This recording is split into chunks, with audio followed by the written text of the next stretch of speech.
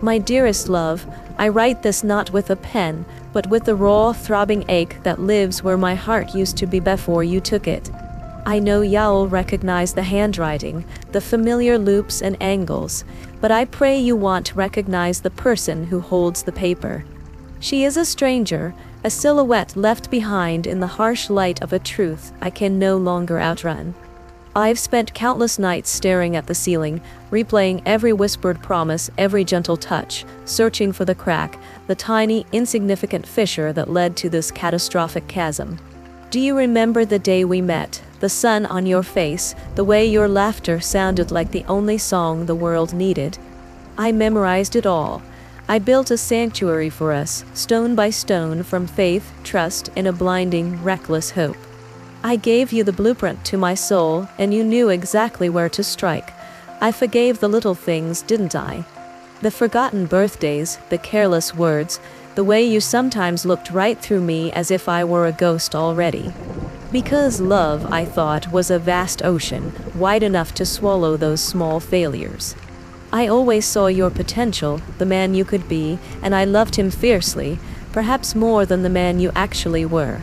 But now I stand on the shore of that ocean, and the tide has brought something back I cannot bury. It is not the pain, my love, nor the betrayal itself. Those wounds will scar, and I will learn to live around them.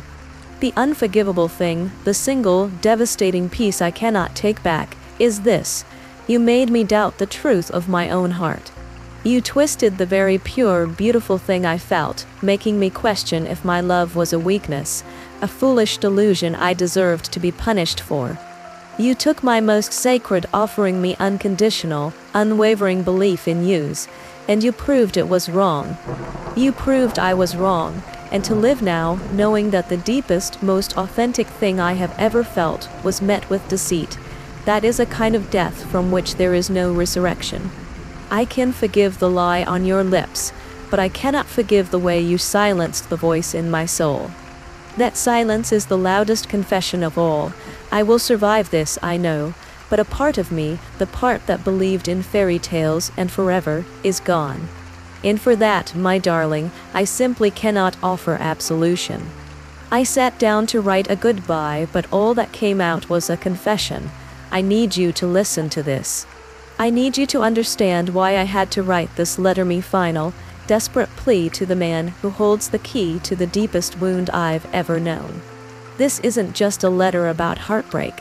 It's about the moment your whole reality shatters, and you realize the love you so fiercely protected was used as a weapon against you. I've been called a fool, maybe I was. I gave him everything, my trust, my future, and the unconditional belief that our love was strong enough to weather any storm. I forgave the small slips, the carelessness, the tiny moments of neglect, always seeing the potential, the us we were building. But there is one line in the Sandone act of betrayal that I simply cannot move past. It's not the lying that broke me, it's the way he twisted my pure intentions, forcing me to question the very foundation of my being. He made me doubt the truth of my own heart. Can you imagine having your most sacred feeling proven wrong? That is the part of me that died, and that is the wound that is to heal. This letter is my truth. It's the silent scream of a woman realizing that some betrayals are so profound, they don't just end a relationship. They change the person you are forever. If you have ever loved someone with everything you have, only to have that love thrown back at you as a joke, then you need to hear this. Listen to the raw, simple, and devastating words of a confession. This is the only thing I cannot forgive.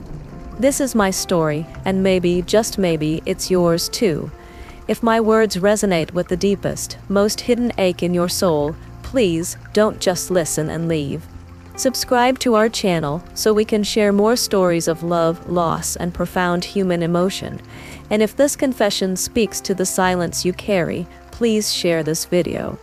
Let others know they are not alone in their beautiful, terrifying vulnerability. Your support is the only thing that keeps this storyteller's voice alive.